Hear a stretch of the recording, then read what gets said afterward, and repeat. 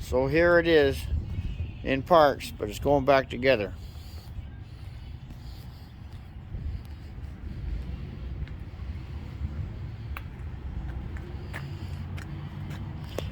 Yeah, it's tore up, isn't it?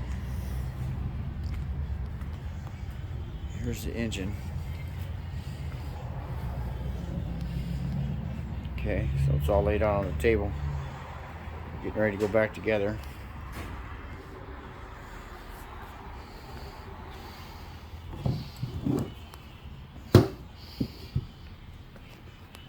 If you look at this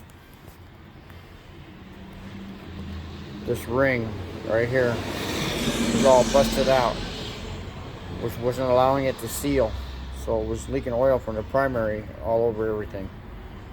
So the guys machined this all out and pressed this new ring in for us. So it hopefully will seal up and I won't have such major oil leaks. A couple drips here and there's not anything for a shovelhead, I know, but when it's dumping out a quart of oil every week when you're riding it, that was unsafe. Steve's studiously cleaning everything up. So we'll come back tomorrow maybe and see if how things are shaking.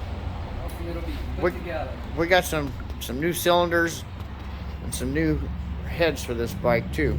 Let's see if I can get you some pictures of that. Okay, so you can see here, everything's getting cleaned up, ready to go. We've got the engine cases all ready to go. They're all clean. We've got a new head for it, the front and the rear. So I got a new pair of heads, new set of cylinders.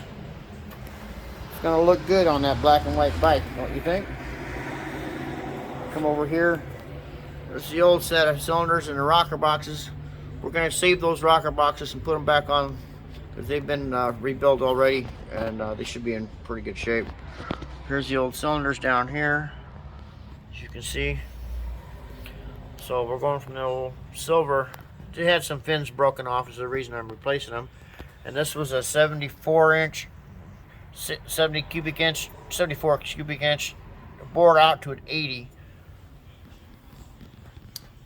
These are brand new, not bored, but brand new set at 84 cubic inch.